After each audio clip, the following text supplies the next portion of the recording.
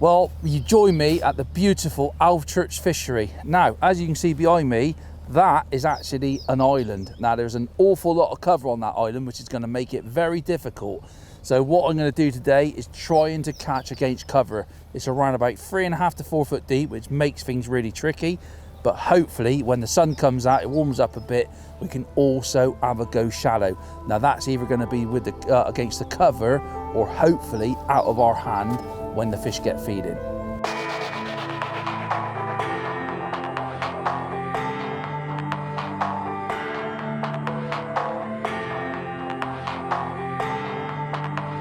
Look at the condition of that.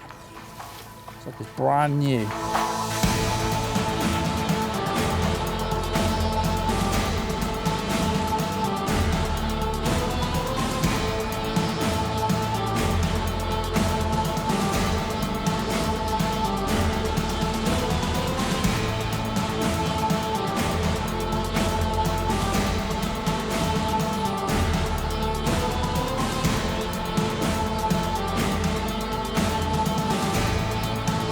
And you'll have a fantastic day's fishing, but most importantly, putting these in your keep net.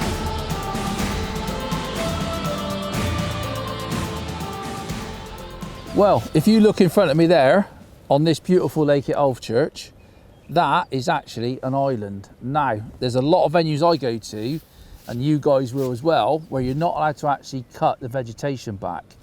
So you've got no choice but to fish in front of that. That makes things quite difficult, especially in the summer months. Now I've plumbed up over there. We'll go through the rigs and the bait in a minute, but let's talk about what we're actually going to be doing in this video. I go to venues like that where the margins are very deep, or you have to fish on the edge of the vegetation, which obviously is very, very deep. You're not like, you can't get into the far bank. And we all know nowadays, if you can get into the depth of water you want to, it can make fishing a lot easier. That's not the case today, and that's what we're here to do. So my plan of action is to run you through exactly what goes through my mind when I've got this in front of me. You know, I've got to fish in deeper water than I would actually want to. We're going to have a go shallow as well. Hopefully the fish will come up shallow, even though the conditions are quite cold. You know, the weather is all over the place. We've had lots of rain again, stormy. Let's hope that they do come up shallow. But most of this video is about concentrating, excuse me, on fishing sort of deep margins or in front of reeds and stuff like that. So let's talk about the bait. Now, fishery pellets today, which is obviously, you know, that's what happens on a lot of fisheries. Now there's two options I do with fishery pellets. I've got some pellet oil. Now obviously it's brilliant, it makes the pellets sink, and the most important thing is it doesn't like get the pellet soft. So I've actually got some 4mm and 6mm pellets. So I'm going to do this. You don't need loads, just sprinkle that over. As long as you're allowed to use it, it's just worth taking a tub with you wherever you go. And it gets them sinking, and it stops them from breaking down as quick. So I think that's really important during the warmer months. And that crowing squid is one of my favourite smells, whether I'm fishing with bandams or pellets. I think it's absolutely lovely. And that just coats them up like that. You can do them the night before. So if you go to the fishery like quite regularly and you've got some of the fishery pellets at home, do them the night before, or you can do them a week before. It doesn't matter, they won't go off. So just do me 6mm as well. I'm chucking them about all over the place. So that's that. Now I've got some corn. Corn is one of the best baits for keeping fish down on the bottom. Nothing comes off of it. It's like a heavy bait. It goes down. Obviously it's very bright so the fish can pick it out. I think this is going to be one of the best baits today. This is sort of what I want to catch, because there's barbel, there's carp, there's ide in here. And Mark did say to me this morning, corn's been working really well. It's one of those baits that if you go to a fishery where corn works well, definitely take a few tins with you. I got 2 tins out at the minute, but we might have to have some more. It depends how it goes. Now I've got some worms as well. And like I just said, it's that time of year now where fish are thinking about spawning. On some venues they've already had a spawn. Worms are deadly. You don't have to cut them up. You can just put them on the hook. So it's not going to cost you a lot of money, because we all know nowadays everybody tries to save a little bit of money It depends on what venue you go to and what you're fishing for. I think today, worms for me are going to be putting a hook bait on actually for a hook bait rather than cutting them up. And that's the sort of baits that I'm going to stick with. And I think it'd do us really well today by just keeping everything nice and simple, but most importantly, getting the fishing right and we don't foul look fish. Now, going into the rig wise, I'm only using short kits. With that cover, you know, they're going to bolt off, especially the carp. I want to control them. On a lot of fisheries now in the summer, you don't really need anything else but short kits. It depends on what venue. I go to several different venues, and sometimes a short kit, if you go to somewhere like the Glebe, like around that area, and you fish a short kit, it might not be enough elastic because the fish there fight absolutely crazy. I'm hoping these carp in here ain't too bad. There's fisheries I go to which I can fish 11 and 13 Dura slip and they're fine, and I go to other venues you've got to be fishing with, you know, 15 and 17 Dura slip. It just depends on the venue, but everything today is on a 1.8 short kit. Absolutely ideal for this sort of venue. Now, rig wise, let's talk about the far rig first, which is over by the cover. 13 Dura. I've got some 15s with me as well, but I think I've not fished this lake for absolute years. I'm not sure the size of the fish, and 13 Dura through a short kit, I think that's going to be absolutely ideal. You know, we don't want to, you know, you want to play the fish, you don't want to bring them to the top, but you also want to get them under control. I think that's going to be dead right. Now, rig wise, nice and simple. 019 mainline. That is because the wear and tear factor. Down to 017. I've opted for a 6-inch hook length because of the depth, and I've got an XSO2 on there, a 16. So it's quite a small hook. I'm going to step up to a 14, but I've started with a 16. It's just a nice hook for catching what we're trying to catch. And at the moment, I've got just a simple bulk of shot. Obviously, some people use stots. I've opted to use stot on this rig because they don't move about when I'm hooking, you know, when I'm playing lots of fish, and also put them in the landing net. And at the moment, what I opted, because I didn't realise what depth it was, it's quite deep over there. It's probably getting on for over 3 foot deep, and I've opted for a nice little 4B14 carp shallow. Now these floats come in 4B4, well, from 4B10 right up to 4B16. And when you're talking a float which is about that long, people say to me, why do they make that float so heavy in such a small float? These are the situations when them floats come into their own. 4B14s, 4B16s. I've opted for a 4B14 because I just think it's right. When I looked at the depth like that, it just looks dead right. But the most important part of this is to keep this line tight. If I went over there with a 4B10, you're completely out of control. On a winter's day, when it's freezing cold, you can't get a bite, then, you know, go over there with a 4B10 when you're fishing with maggots and something like that, absolutely fine. This time of year, it's about keeping this rig tight, and that's what this video is going to be about, and this is what I'm going to show you as the day goes on. So, simple rig. Fishery, I'm not sure what the fishery rules are here. I've opted for a 6-inch piece of line between my float and my elastic. Now, obviously, because we're fishing against cover, I would like to bring that down. You know, for a lot of you guys, you might not be able to hold the pole long and fish real short lines, but they come into their own when you're in that situation. Something you need to go out and practice, really.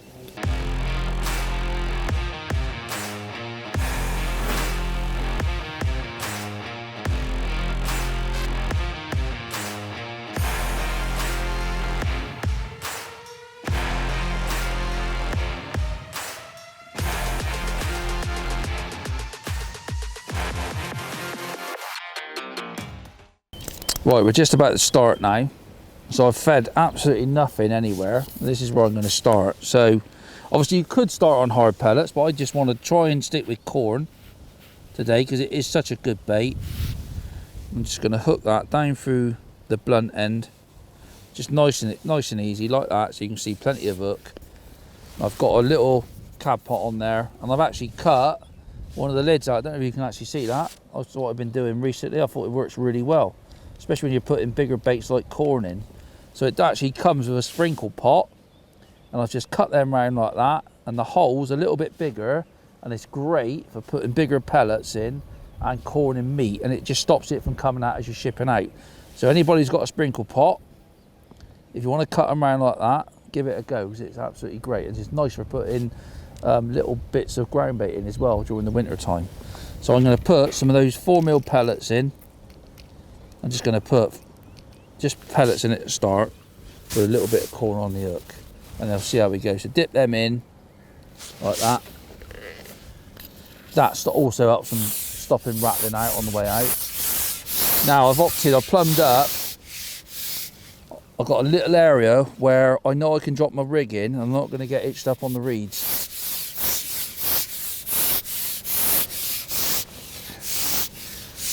There's just 13 metres it is, just over.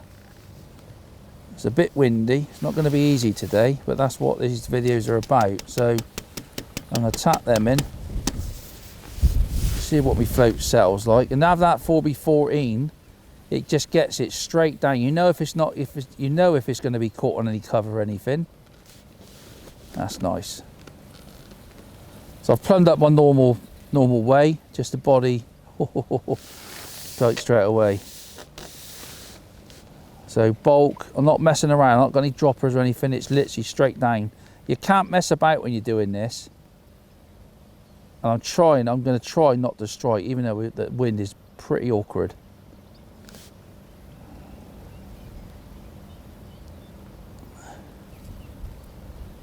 It's weird that sometimes having a shorter line in the wind actually makes better presentation, but obviously it's holding it's not as easy. But when you're fishing up against cover like I am,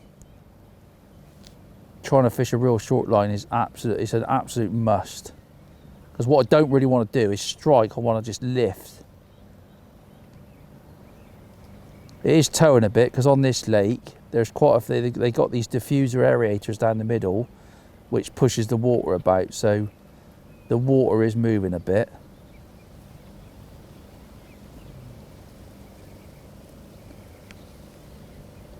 Can always go on to hard pellet if I wanted to, but I just thought I'd try and stick with corn. I might end up, I'll probably end up just potting corn in, but I'll put a few pellets in. But just, that's all you need is a strike like that. I think that was probably a little indication stroke liner. You're always going to get liners, indications when you're fishing up against cover like that. Like that. That was a bite. You just got to settle yourself down. So when you do get a bite, you literally just lift up. Otherwise, you're just wasting time. Like that. That's how I need to strike. So I'm holding my pole like above the float and try and hold that pole. If the wind was really flat calm, it'd be so much easier, but as we all know in England, these are probably more the circumstances you're going to be fishing in. There we go. So I'm going to get back, come back like 3 or 4 meters. I'm not sure what that is. Like I say, with them short tits, this is when they come into their absolute own. Now this is like my first fish. Nice carp. Little bit of tension on that. I mean, obviously, this is where you need a little selection of short kits, you know, some with 15 in. When I'm fishing with really snaggy pegs, sometimes I have a 19 drawer in. But lovely fish.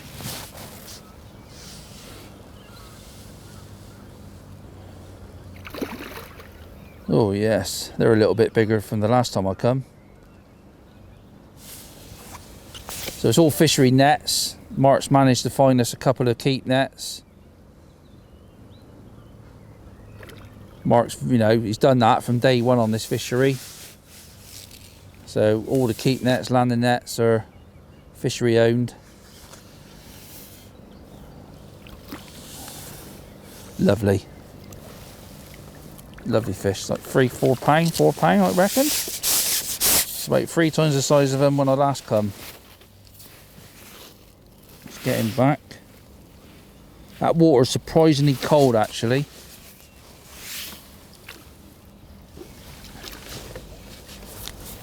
So, like I said, nice big chunky piece of corn.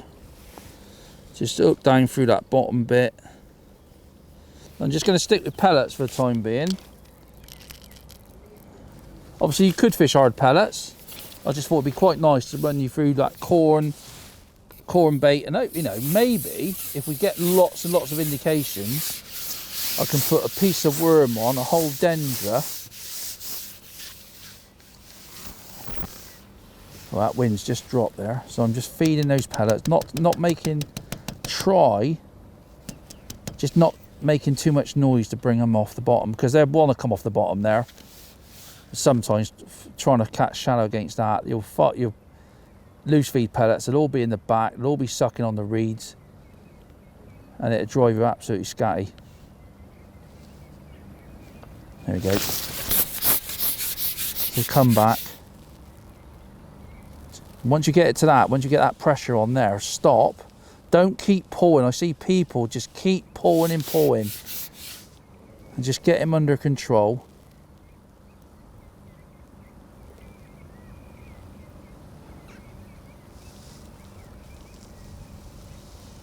Might have to step up to a 15, but I'll see how I get on, because obviously that's the thing with these videos. I don't come to this fishery, and that's why these videos are so nice.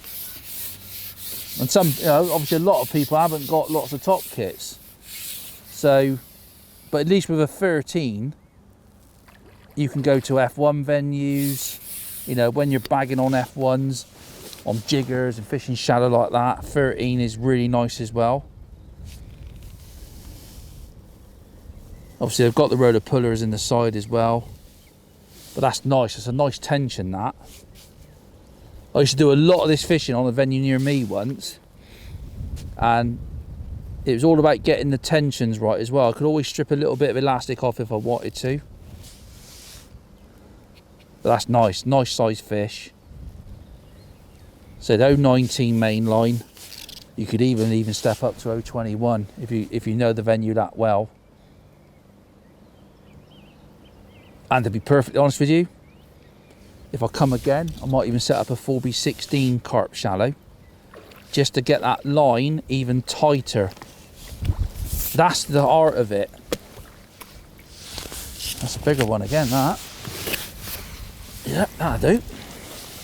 Lovely, lovely to catch them size carp on this way of fishing. I used to love it. I used to go to a place which was really, really reedy, and the bait is different reeds to this. They were Norfolk reeds, and they're the worst ones. But if you got your elastics right, I think I had a big weight there of 200 pounds. I actually lost 2 fish a long time ago, eh? But it's always in my mind when I come to venues and you've got to fish over. And them XSO2 hooks, they're really strong, not going to let you down. So let's stick with that a minute. I'm going to start throwing a few 6mm just down the middle. Hopefully we'll catch shallow. I love shallow fishing, and I love this sort of fishing. I think it's great fun, even if you're a pleasure angler, whether you're a match angler, you need to come out and practice this sort of fishing, because whether you're fishing up against an island, whether you're fishing down the edge, with cover, you do all the little things. So I've got my hand on the joint, trying to make no noise at all, lift that bulk out. And as the film goes on, I might even stop and set a 4B16 up. But that's the art of it. You see how direct that is now to my hook bait. Look at that. That might have been fouled up, that one. Struck like an absolute animal then. Got a bit excited, which I've got to stop doing. But my excuse is I only just started.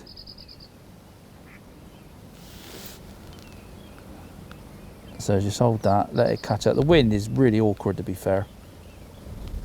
Really awkward. It's Jamie's fault, he got me to fish here. And that's all you need, is a little strike like that.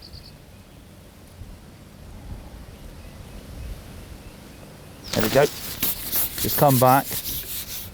Oh, come off that one. Possibly a foul looker. Didn't feel like it. It was a proper bite. So just get back over without feeding. You'll have to put up with a bit of that. You'll always have a lot of indications, but if you get it right, you know, especially if you're club anglers and you're all fishing the same match, you know, getting these little bits right will put more fish in your net. I'm not going to feed this time. Might be the case where corn is just better.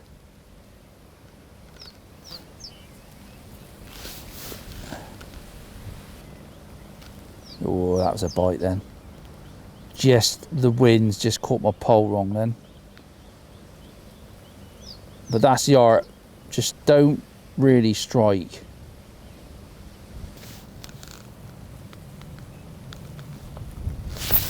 Straight in. Just try and keep that pole tip. I know you've got to go out and practice it, but when you bring it back, get the pole tip, just keep your pole quite high so you can see what the elastic's doing. If you think it's going towards the reeds, come back a bit more. That's what I'm looking at as soon as I hook one.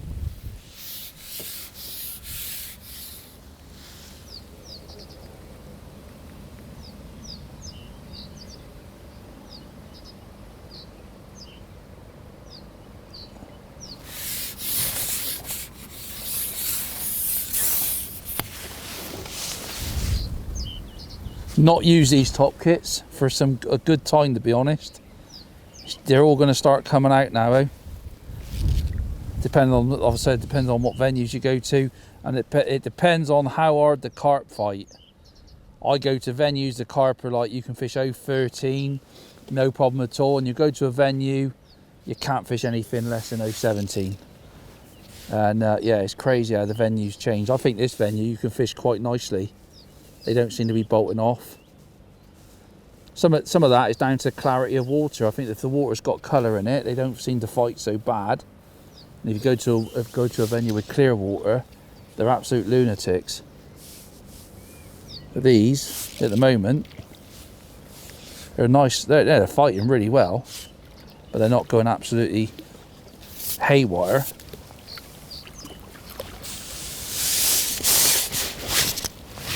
But what I will do, I think in a minute or so, I'm starting to enjoy it, so I need to just settle in, is maybe set a 4x16 up and show the difference.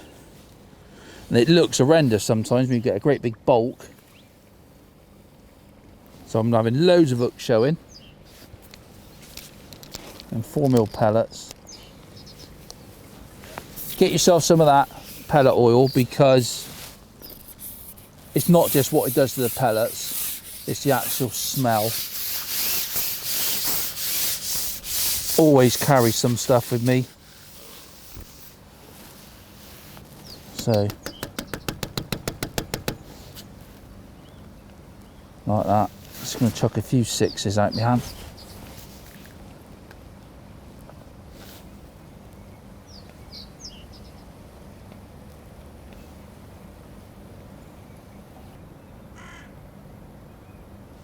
Like that. That's all you need. Once I get into it, and it does take you some time, especially if you're in a match circumstance, because you want to strike like a madman. But once you just settle yourself down, you can literally just give it a little tiny strike. I mean, that one now, obviously he's belting around. I know he's not going to the far cover. See what he's going to do. He's trying to go to the far cover now. He's turned that.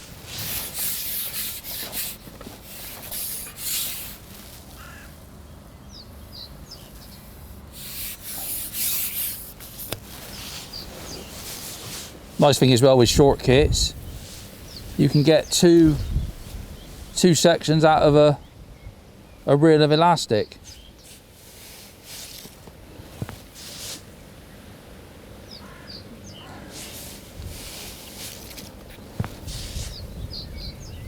That was nice. I think I fouled at one fish, and we've only been going a little while, admittedly, but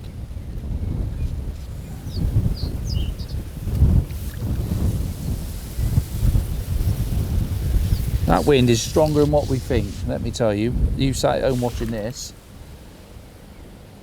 I know you'd all rather be out doing what I'm doing, but it is surprisingly windy. And as you probably all well know, I hate the wind. Unless I'm sat in it and I'm down the edge catching one a chuck, then I think it's great.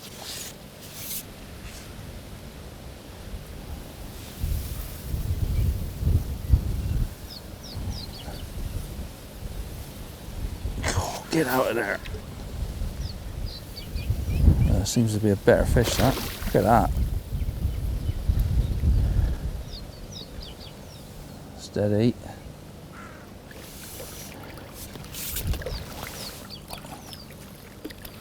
I think I need to come up here and fish a few matches, you know.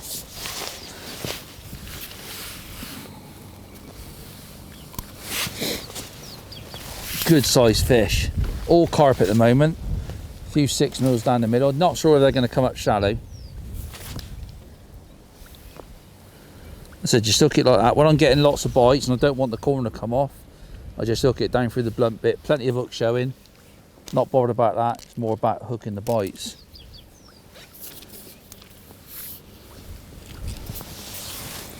And just keep everything nice and smooth. I've got my roller, lovely angle behind me. Try and keep it all nice and low. There's no rush in this fishing. Get it out there, just off the edge of those reeds. I'm not going in the reeds. So drop it down. And I'm going to try and get this strike in like that. That's how you want it. There's plenty of fish there now.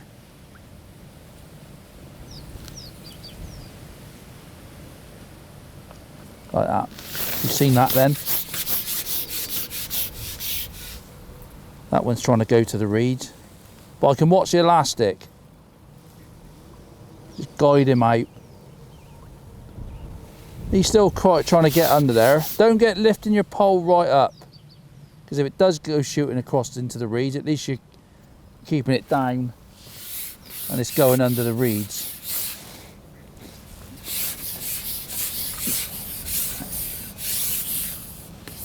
You just imagine the weight you can catch doing this.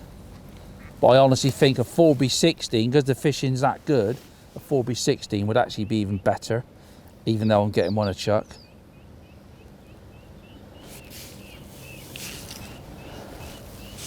And I think you all know that I love fishing, you know, the smallest rigs I can get away with. This ain't, this time of year, doing what I'm doing, it's definitely not the time to do that.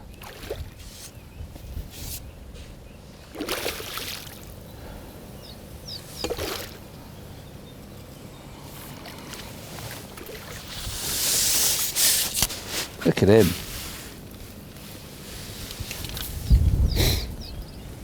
Perfectly hooked. Absolutely stunning fish, that. Nice Alvechurch 3-pounder.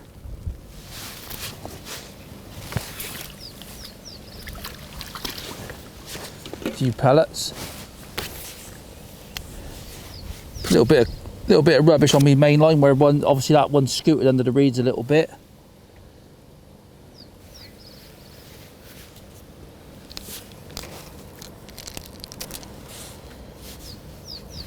Just get yourself into a little rhythm, dip the pellets in. Nice little tip though is that little lid. Get your sprinkle lids if you don't really use them. Cut them out with a pair of scissors, and they're really good for doing what I'm doing. And even better when you're fishing with bigger pellets or corn and meat. Just trying to get it over before that wind attacks it. So lift that in. There's no lifting out. There's no point lifting your rig out too much. It's not about that. It's about getting it down there, keeping that tight as you can. Like that. It's just quite on the... Like that. That's all you need to do. Because if you lift it up fast, you'll be in the hedge, you'll get tangles. And that is the key to doing what I'm doing. A heavy little rig, simple bulk, 4 to 6 inch hook lengths. I decided for a 6 inch because of the depths there. If you're fishing for smaller carp or F1s, you might even fish like a 4 inch, like that. Just get your brain to go. There's no point in striking any harder than that. It's absolutely pointless, because you would have probably missed it anyway.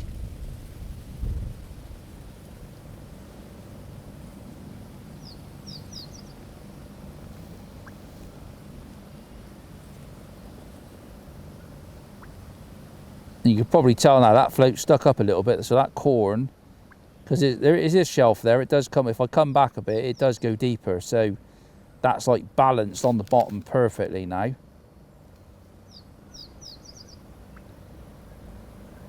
Just lift and drop a bit.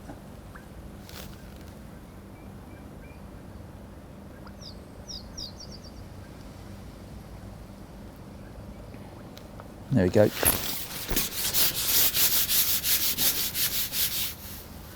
It's weird, it's like, oh, that might be something different, that.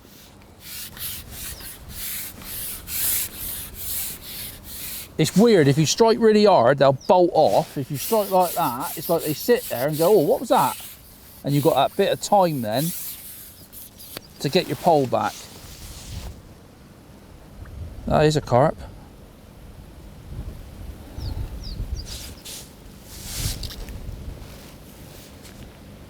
A few pellets. I'm just fishing into a shadow slightly to the right hand side. That's lovely fishing. I love this style of fishing when you fish up. I know fishing up against snags can actually be an absolute nightmare, but if you get it right, and yes, sometimes you've got to fish heavy elastics, you've got no choice. I could probably tighten that down. I could probably take like 4 or 5 inches off of that, which might make it just even a little bit better.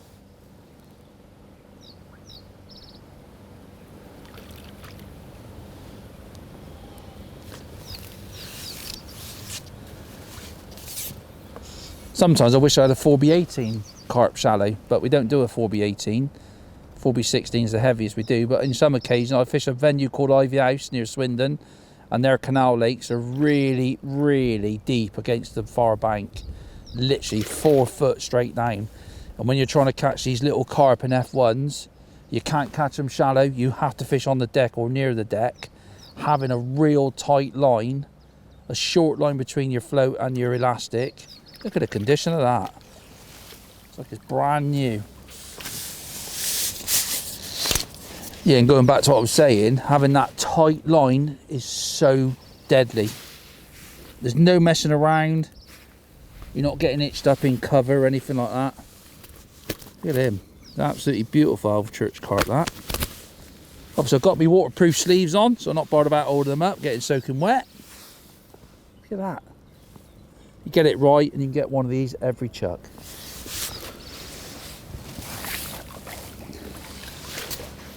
Well, we were cast on that 4B14, which was absolutely fine, but I thought this is what these videos are about. I'm going to set up a 4B16 carp shallow. Now I'm going to plumb up, because it's a lot of the questions we get asked. It's all well and good showing us all the video. We need to see what you're plumbing up on and how you plumb up. So I've got it very close, I think, to the other rig. So let me just pop across. Never use your other rig. Use your other rig as a bit of a marker, but never go from it. Because believe me, with the line stretching that, oh, saying that, that's done me proud. So if I push that in a little bit, it comes up. So that's all stony there, like it would be down the edge. And I'm fishing there.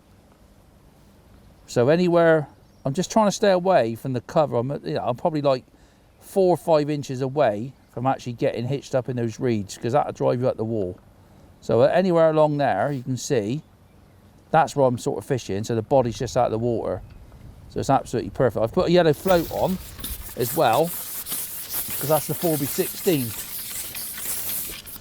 Now the difference between that, obviously you've got a little bit more extra weight, same hook, same main line, everything, but that is a bulk of number 8s. So on my 4x14, it's a bulk of like, what have I got on there? 1, 2, 3, 5 or 6 number 9s. And on our 4x16, it's 1, 2, 3, 6 number 8. So it's quite a lot of difference. So I'm going to go back over now and just show you. I think you'll see how much more positive. Just take that cup off. And if I was to come here in a match next week, I'd be setting a 4x16 up and a 4x14. 4x14 for when it's a little bit tougher, but 4x16 if the fishing's been like it has been up to now, which is great fishing. And that is a great addition to fishing down the edge sometimes. When the edge fishing is really, really good and you go to a venue, even if it's shallow sometimes, fishing a rig like that, keeping everything dead tight, you get that and they're on. If you've got all this going on with a light rig, it just doesn't work properly. It used to years ago, but things have changed. They're so, you know, they're hard to catch down the edges on a lot of venues now, and having a tight line can make a huge difference. You see everything. Now you watch how fast that goes down. That is like proper positive. It just started slowing down a little bit before I decided to put a 4x16 on, so it's not been like as solid as it was when we first started.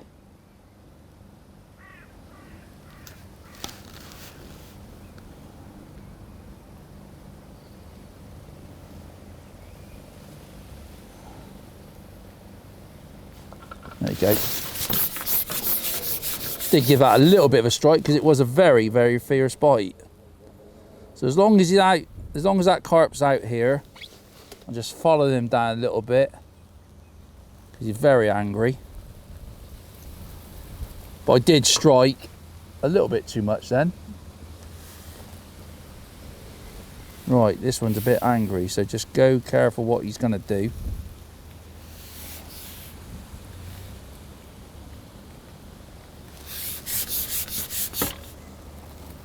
Get him on your roller. You do the same principle when you're fishing under trees.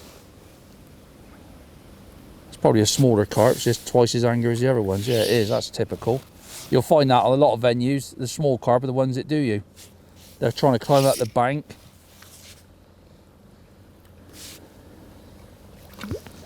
Yeah, angry 2-pounder, 2.5 pound. It's a bit like Jamie the cameraman, he's always angry. Isn't he, Jamie?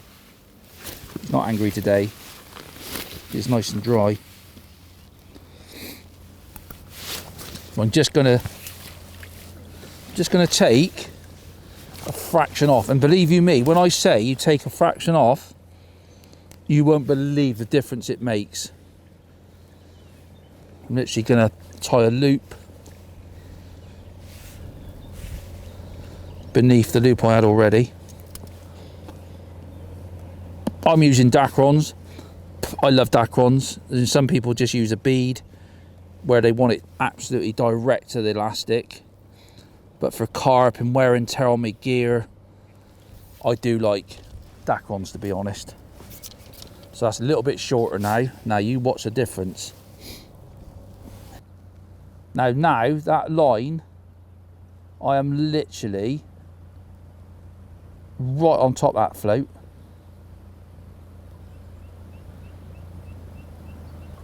And that's sitting there, that 4x16, you can see when I pick it up, everything is like tight. There are, look at that. That's the difference.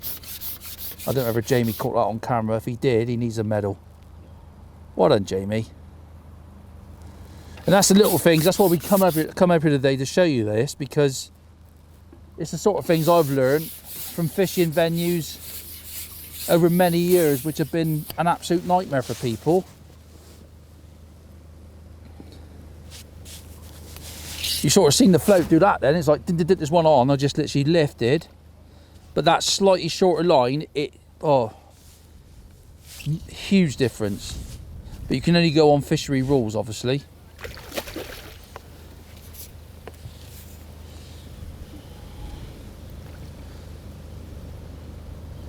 Definitely a 4B16 is better. And I've only just put it on, to be fair, but I could tell straight away that line between the float and the hook is dead tight, dead straight. Shows those bites up quicker.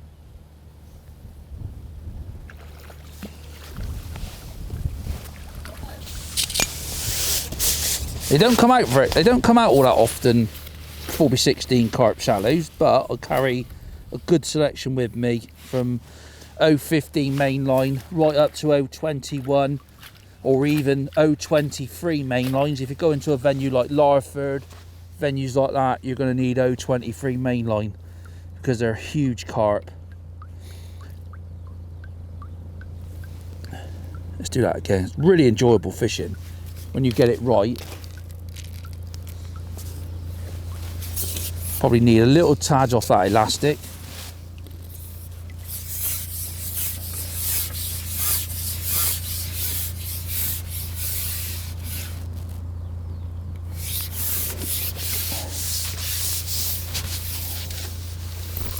Just trying to get it on camera to show you how tight everything is. That is like down straight away.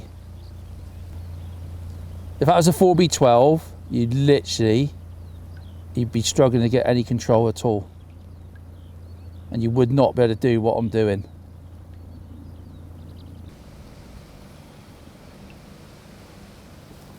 That was a bite. So just lift it, get it back into position, and wait for your another opportunity. Like that.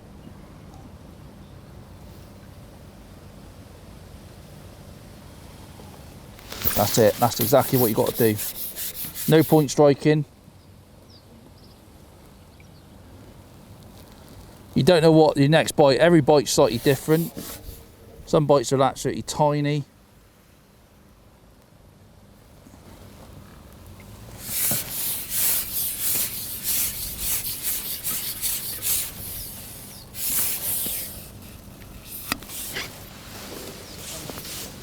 Yeah.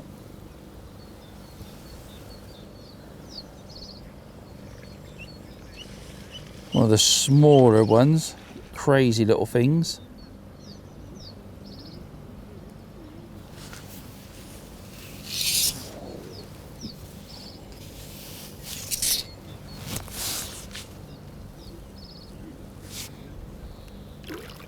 And also, if you come to venues like this, you can have your top kits. You can have your rigs on your top kits all ready to go, like you would if you're fishing shallow. Not a bad one. Ideally, I think 15 duropod would have been slightly better, but considering I've only lost one fish, 13. There's one thing for certain, the carp are having a go. I've not hooked nothing else at all today, and there's lots of barbel and eyes, but the carp are having a proper go.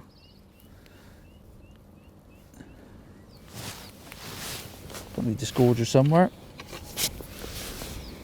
First one I've used today. So there you go. I hope that's going to help you on venues such as what I'm fishing today. It doesn't matter if you're fishing snaggy pegs, reedy pegs, you know, deep water margins. Put that to put that in your armory, and you'll have a fantastic day's fishing. But most importantly, putting these in your keep net. Thanks for watching. Don't forget to watch obviously more videos on the Preston YouTube channel, and don't forget to like and subscribe as well. Thanks for watching.